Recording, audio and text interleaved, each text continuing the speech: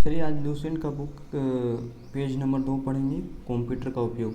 तो कंप्यूटर का उपयोग शिक्षा के क्षेत्र में करते हैं। आप लोगों को पता होगा कि एजुकेशन में जैसे हम ऑनलाइन पढ़ाई कर रहे हैं तो बिना कंप्यूटर, मोबाइल भी कंप्यूटर ही है एक टाइप का।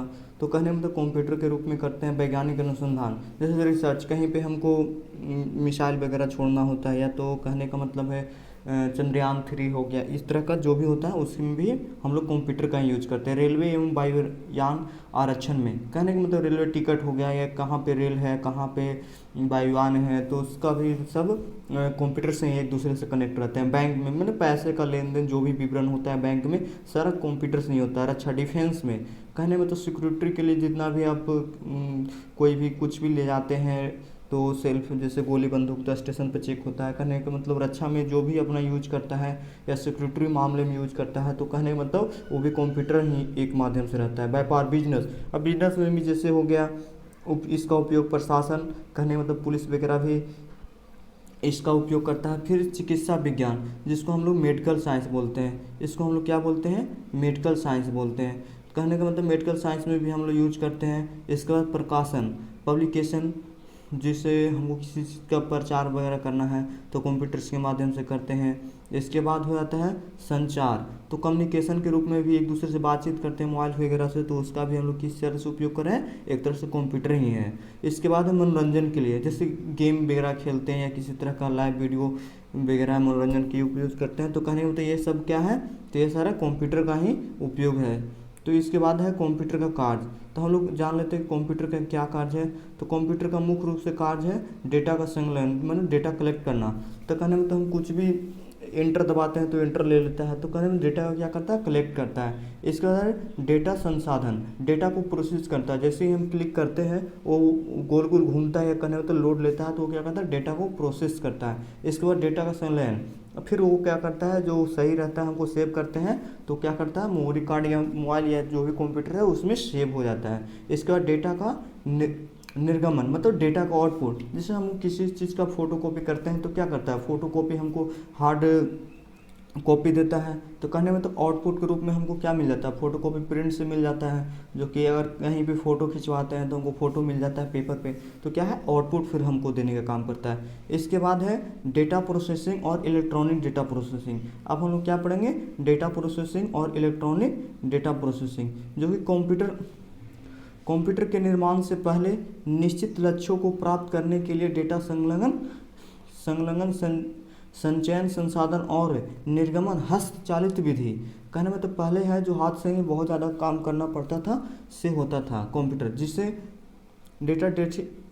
डेटा प्रोसेसिंग कहते हैं। और जो हाथ से चलाया जाता है उसे हम लोग क्या कहते हैं, डेटा प्रोसेसिंग कहते हैं। जैसे जैसे टेक्नोलॉजी का विकास हुआ, इन सभी कार्यों के लिए कंप्यूटर का उपयोग होने लगा। इससे electronic data processing, EDP, short में ईडीपी कहते हैं, नहीं तो लॉन्ग में इलेक्ट्रॉनिक डेटा प्रोसेसिंग भी कहते हैं। डेटा प्रोसेसिंग का मुख्य लक्ष्य अवस्थित डेटा रोम में व्यवस्थित डेटा, कहने में तो जो भी डेटा स्थित होता है, व्यवस्थित होता है, उसी डेटा को प्राप्त करना होता है, जिसका उपयोग निर्णय लेने के लिए कहते हैं। कहने में तो उसका उपयोग हम क्या करते हैं, निर्णय लेने के लिए भी कहते हैं। और कहने का मतलब है सबसे पहले क्या होता है, हम लोग इनकमिंग डाटा को करते हैं। इसके बाद इनपुट कंप्यूटर में क्या आता है, इनपुट के रूप में जाता है।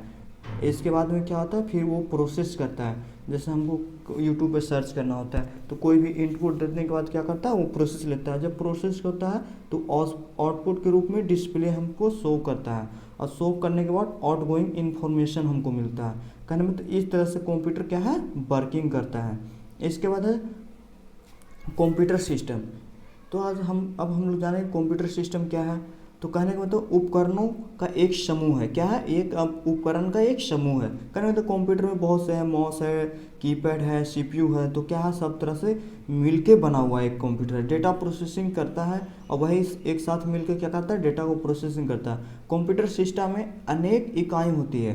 कहने में तो बहुत तरह के इसमें सिस्टम में लगा होता है, जिनका उपयोग इलेक्ट्रॉनिक डेटा प्रोसेसिंग करता है। और क्या करता है, इलेक्ट्रॉनिक डेटा प्रोसेसिंग करता है। प्रोसेसिंग में होता है बुनियादी कंप्यूटर प्रोसेसिंग चक्र में इनपुट, प्रोसेस और आउटपुट शामिल है। इसमें क्या शामिल है, इनपुट और आउटपुट दोनों शामिल होता है। अब इनपुट, अब हम जानेंगे कि इनपुट क्या किससे कहते हैं। तो कहने का मतलब है कि इनपुट वैसी इकाई जो यूजर के डेटा प्राप्त करता है। क्या करता है, यूजर जो हम फ़ोन चला रहे हैं तो हमारा डेटा क्या करता है, मोबाइल प्राप्त करता है। अब प्राप्त करने के बाद सेंट्रल प्रोसेसिंग यूनिट जिसको हम लोग सीपीयू बोलते हैं, कंप्यूटर में सीपीयू होता है बड़ा सा, तो कहने का मतलब central processing unit electronic flux के रूप में प्रवाहित करता है। और वो क्या करता है कि सीपीयू के पास में जब हम इनपुट देते हैं तो वो जाता है। और जैसे ही ऑटोमेटिक टेलर मशीन जिसको हम लोग बोलते हैं एटीएम, ऑटोमेटिक टेलर मशीन में जब हम निकासी जैसे विड्रॉवल पैसा वगैरह निकालते हैं, निकालने के लिए जाते हैं तो हमें पिन नंबर, कहने का मतलब हमको 4 नंबर का कोडिंग ज़रूरत पड़ता है ना, पर्सनल इंडिफाइंड नंबर डालना पड़ता है। उसके बाद उसके लिए इनपुट के रूप में कीपैड का उपयोग करते हैं। और कहने मतलब उसको दबाने के लिए क्या करते हैं हम लोग, दबाते हैं तो इंटर वो कीपैड में दबाते हैं तो इनपुट का वो काम करता है।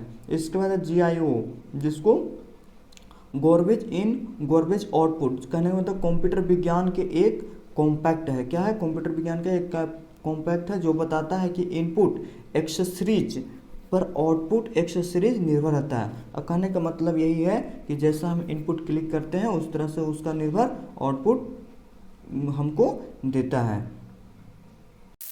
अब हम लोग पेज नंबर 3 पढ़ेंगे जिसका दूसरा में क्या कहते हैं, सेंट्रल प्रोसेसिंग यूनिट। इसको क्या कहते हैं, सेंट्रल प्रोसेसिंग यूनिट। कहने का मतलब हिंदी इंग्लिश में इसको बोलते हैं सीपीयू, जो कि कंप्यूटर में लगा होता है। इसे प्रोसेसर भी कहते हैं। सीपीयू को ये क्या कहते हैं, प्रोसेसर कहते हैं। यह एक क्या है, इलेक्ट्रॉनिक है।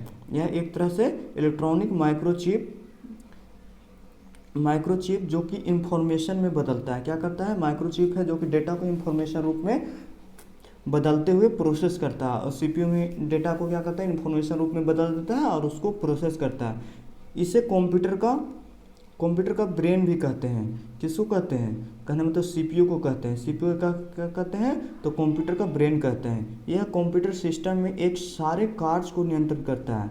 और कहने मतलब इस सिस्टम सारा जितना भी कार्य कंप्यूटर का रहता है ना, सब सीपीयू ही नियंत्रण करता है। इनपुट को आउटपुट में रूपांतरित करता है। और कहने मतलब हम इनपुट देते हैं तो हमको आउटपुट रूप में जो बदलने का काम करता है कौन करता है, सीपीयू ही करता है। यह एक इनपुट यूनिट तथा आउटपुट यूनिट से मिलकर पूरा कंप्यूटर सिस्टम बनाता है। और कहने का मतलब है कि इनपुट हम लोग देते हैं और आउटपुट यूनिट, और दोनों को मिलाकर पूरा कौन करता है, जो सिस्टम सीपीयू है वही सब पूरा करता है। इसके बाद है इंस्ट्रक्शन चक्र। तो कहने का मतलब है कि कंप्यूटर की बुनियाद, कहने का मतलब है कंप्यूटर का जो भी बुनियादी संचालन प्रक्रिया जिसे फ्रेंच डिकोड एक्सिक्यूटिव सर्किल भी कहा जाता है। इस प्रक्रिया में कंप्यूटर अपने मेमोरी से प्रोग्राम को क्या करता है, प्रोग्राम को इंस्ट्रक्शन प्राप्त करता है। इसके बाद तथा जो भी निर्देश कार्य करता है यह प्रतिक्रिया सीपीयू के द्वारा पोमटोप में कंप्यूटर में बंद होने तक के लगातार चलता रहता है। और कहने में तो जो भी हम लोग निर्देश देते हैं तो सीपीयू को वो पोमटोप से कंप्यूटर में जब तक हम बंद नहीं करेंगे जब तक लगातार वो क्या करता है, चलते रहता है। प्रत्येक कंप्यूटर में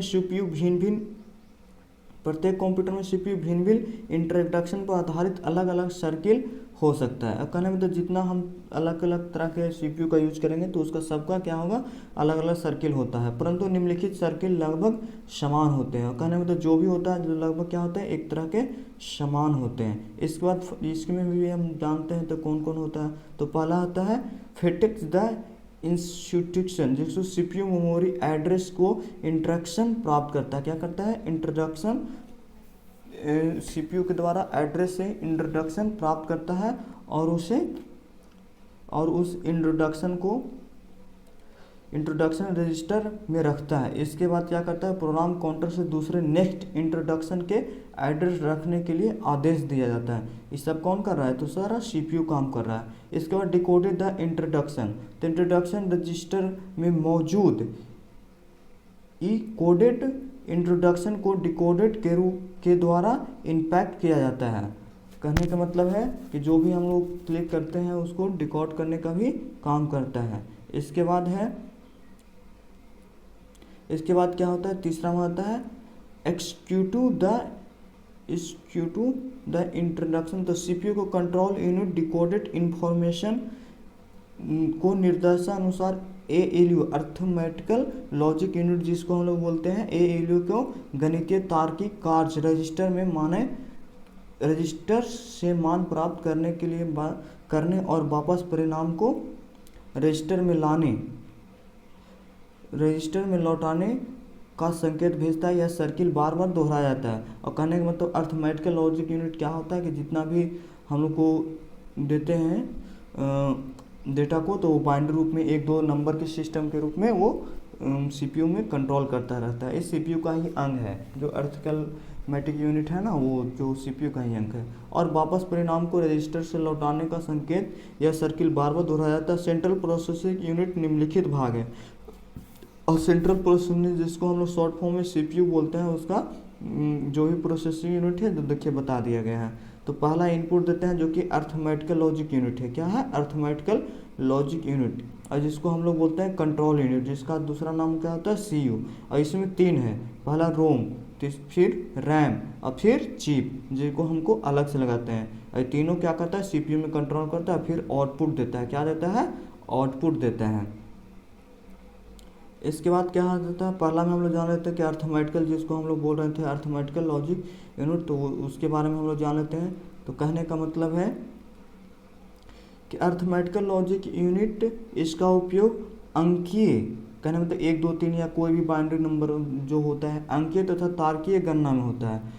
जोड़ घटाव जो भी करते हैं ना, उसमें हम लोग क्या करते हैं? ALU अर्थमेटिकल लॉजिक यूनिट ही काम करता है। अंकीय गणना के अंतर्गत जोड़ घटाव गुना भागा इत्यादि जितना भी करेंगे वो सब क्या करेगा? तार्किक अंतर्गत तुलना में गणना में काम करता है। कौन करता है ये सब? तो सर अर्थमेटिकल लॉजिक यूनिट करता है। इसमें जो कि एरो होता है, अवरोही होता है, बढ़ते क्रम घटते क्रम, हाँ या नहीं, यस या नो इत्यादि जितने भी आते हैं ना, सब अर्थमेटिकल लॉजिक यूनिट में ही काम करता है, जिसको शॉर्ट में हम लोग ALU बोलते हैं। इसके बाद B में होता है कंट्रोल यूनिट, जो हम लोग अभी यहाँ पे देख रहे थे। तो कंट्रोल यूनिट जिसको हम लोग CU बोलते हैं शॉर्ट फॉर्म में। तो कहने का मतलब यह कंप्यूटर के सारे कार्य को नियंत्रण करता है। क्या करता है? कंप्यूटर के जितने भी कार्य हैं ना, उसको सारा को नियंत्रण करता है। कौन करता है? तो यही कंट्रोल यूनिट ही नियंत्रण करता है। तथा कंप्यूटर के सारे भाग जैसे इनपुट, आउटपुट डिवाइस, प्रोसेसर इत्यादि के सारे गतिविधियों को तालमेल बैठाता है। कौन? तो कंट्रोल यूनिट बैठाता है। इसके बाद C में हो जाता है मेमोरी यूनिट, जिसको हम लोग मेमोरी कार्ड बोलते हैं, पेन ड्राइव, ये सारा अलग से लगाते हैं ना, यही सभी आ जाते हैं। तो मेमोरी यूनिट में यह डेटा को निर्देश के संग्रह करने का प्रयुक्त होता है। क्या करता है? ये मतलब हम लोग जो भी डेटा है ना, उसको स्टोर करने के रूप में इसका यूज करते हैं। इसका मुख्य रूप से दो वर्गों में बांटा गया। पहला है कि प्राइमरी तथा दूसरा है सेकेंडरी मेमोरी में विभक्त किया जाता है। जब कंप्यूटर कार्यशील रहता है, अर्थात वर्तमान में उपयोग में हो रहे डेटा का निर्देश का संग्रह प्राइमरी मेमोरी, जिसको हम लोग रजिस्टर्स में होता है। सेकेंडरी मेमोरी का उपयोग बाद के लेटर में उपयोग होने वाला डेटा निर्देश से संग्रहित करने में होता है। और इसको क्या कहता है? संग्रहित करने में, तो स्टोर करने में हम लोग इसका उपयोग करते हैं। पेज नंबर 4 में अब हम पढ़ेंगे आउटपुट, जो कि कंप्यूटर का अंग है। तो इसका वैसी इकाई जो सेंट्रल प्रोसेसिंग यूनिट से डेटा को क्या करता है? डेटा को लेकर के उसे यूजर को समझने योग्य बनाता है। अब कहने का मतलब हम कोई फोटोकॉपी करवाते हैं तो क्या करता है? वो हमको टेक्स्ट बार में रहता है, फ़ोन में रहता है, तो उसको क्या करता है? हार्ड कॉपी में प्रिंट करके देता है ताकि हम उसको अच्छे से समझ सकें। जैसा कि जब हम सुपर मार्केट में बिल लेते हैं, जैसे कहीं पे हम लोग जाते हैं कपड़ा खरीदने, तो क्या करता है? वो बिल देता है।